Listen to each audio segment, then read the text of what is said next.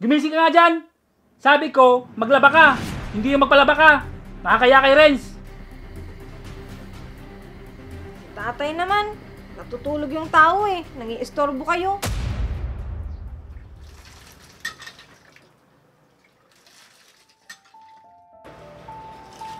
O Renz, nandito ka pala. Tito, ano po? Tara sa bahay. Sandali lang po, Tito. Tatapusin ko lang po ito.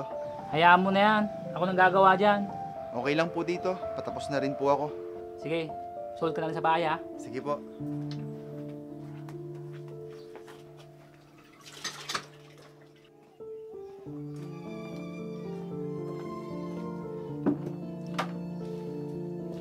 Marga, pwede ka na maligo tapos na ako magigib.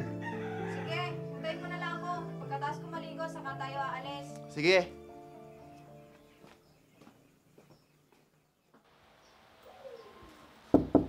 Marga? Bakit po, tay? Pwede ba kita mag-usap saglit? Sige po, andyan na. Tungkol saan po pag-uusapan natin, tay? Tungkol kay Renz. Ano po ba yun, tay? Sa susunod anak, pag mo nang utusan si Renz na mag-igib na panligo mo, sabihin mo na lang sa akin at ako'y gagawa. Tay, ano namang masama doon? Boyfriend ko naman siya. Kahit na, nakakahiya, nakabisyong tao tapos pag-iigibin mo lang. Hindi tama yun, Marga. Hay naku, tay. Walang pupuntahan tong usapan na to. Sige po, alis na kami.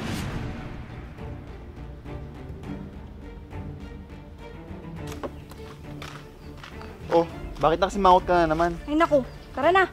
Baka maibuntun ko pa sa'yo, inis ko.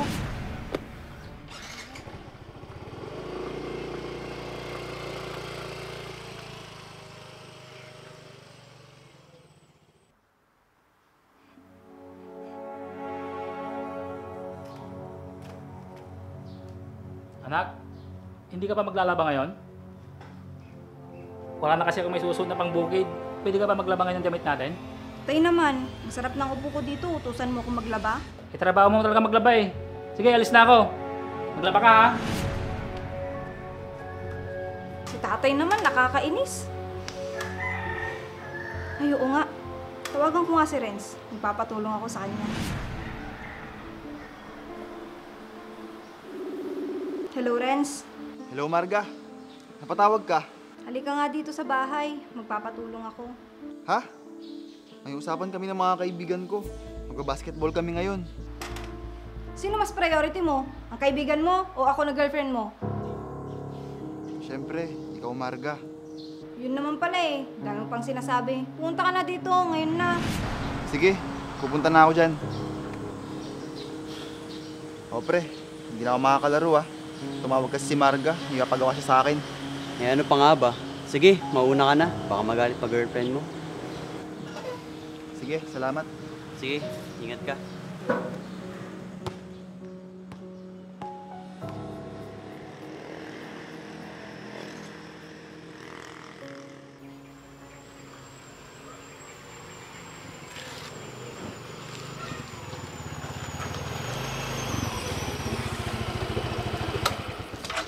Buti naman at pumunta ka. Kala ko mas pipiliin mo pa yung mga barkada mo. Di ba sinabi ko naman sa'yo na mas importante ka kaysa sa kanila? Dapat lang, no? Ano pala yung papagawa mo? Magpapatulong sana ako sa'yo maglaba. Ha? May washing machine naman kayo, di ba? Eh sa tinatamad ako eh. Kaya nga tinawagan kita para ikaw ang maglaba. Huwag ka na magalit. Sige na, tutulungan na kita. Talaga? Salamat ah. Sige, pasok lang ako sa loob. Kuha akong merienda. Ang hirap talaga tumanggi kung mahal mo isang tao. Mahal ko eh. Kaya gawin mo na lang, Renz.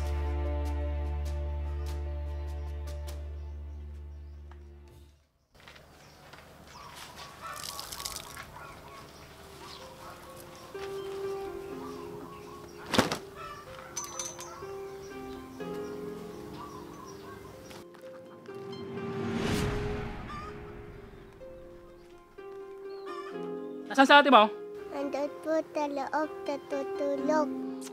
Sa ate mo talaga.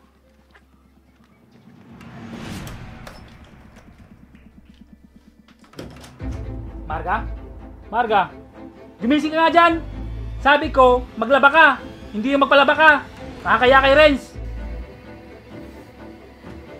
Tatay naman, Natutulog yung tao eh. Nang-iistorbo kayo. Di ba sabi ko sa'yo, huwag mong utusan si Renz sa gawaing bahay dahil nakakaya sa kanya? Eh ano namang masama, tay? Eh boyfriend ko naman siya. Yun na nga eh, boyfriend mo pa lang siya. Pero dahil ko pang asawa kung mag-utos. Eh okay lang naman sa kanya yun, tay. Ano lang sasabihin mga kapitbahay natin? At isa pa, nakakaya sa magulang ni Renz na pinagtatrabaho mo dito sa bahay. Sige na, panalo na kayo, tay.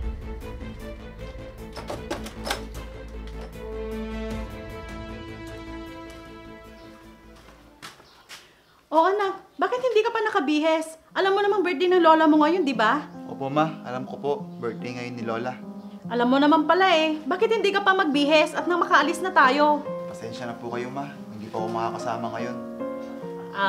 Parang alam ko ng dahilan na. Siguro magpapasama yung girlfriend mo o kaya may pinapagawa sa'yo. Tama po kayo ma. Ay nako, Renz. Akala mo siguro hindi ko nababalitaan ang pinaggagawa sa'yo ng girlfriend mo. Ni hindi nga kita pinaglalaban ng damit mo. Tapos siya, paglalabahin ka niya? Renz, hindi naman sa sinisiraan ko ang girlfriend mo. Ang gusto ko lang, itrato ka niya ng tama. Yun lang. Kung sa bagay ma, tama po kayo sa mga sinasabi nyo. Minsan, naisip ko na rin na parang hindi ko na kaya yung mga pinapagawa niya sa akin. Hindi na boyfriend ng turing niya sa akin, kung hindi isang utusan na parang nabilin na niya. Kaya anak, ngayon pa lang mag-isip-isip ka na habang maaga pa. Halika na, sumama ka na sa akin. Kahit sumaglit ka lang doon. Alam mo naman na ang lola mo, baka siya naman na magtampo. Sige po ma, mag-ibihis lang po ako.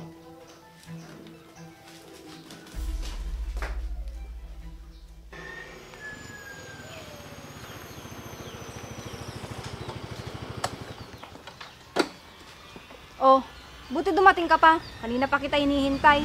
Di ba nag-chat naman ako sa'yo na may pupuntahan ako saglit? Bakit? Pumayag ba akong pumunta ka? Di ba hindi? Mas importante pa ba yung pinuntahan mo kaysa sa akin? Pag-aawayin na naman ba natin to? Mas importante siguro sa'yo yung una mong pinuntahan kaysa sa akin. Kung ayaw mo ng ganitong relasyon, edi mag-break na lang tayo. Talagang mas importante yung una ko pinuntahan. Dahil birthday yun ng lola ko.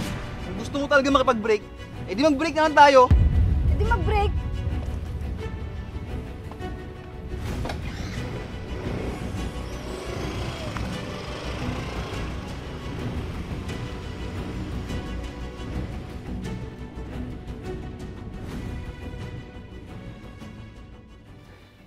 Buti rin at naisipan mo makipag-break kay Marga.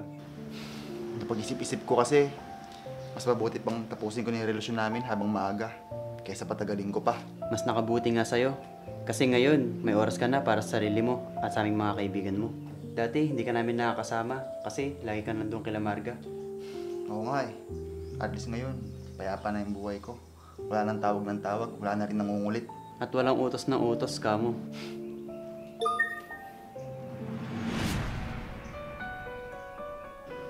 Oh, bakit mukhang sumama ang mukha mo? Siguro, si Marga yan, no? Oo, Vince. Hello, Marga. Ba't napatawag ka? Gusto sana kitang makausap ng personal. Tungkol saan ang pag-uusapan natin? Tungkol sana sa ating dalawa, Renz. Wala na tayong dapat pag-usapan pa, Marga. Tapos na tayo. Gusto kong bawiin lahat ng sinabi ko sa'yo noon. Patawarin mo ako. Gusto kong mag-umpisa tayo ulit.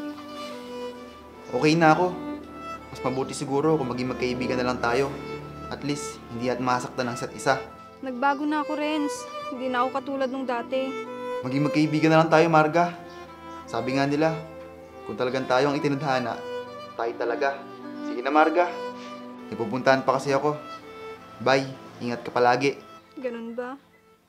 Sige. Bye. Sana hindi ko inabuso yung kabaitan ni Renz noon. Sorry, Renz. Sorry.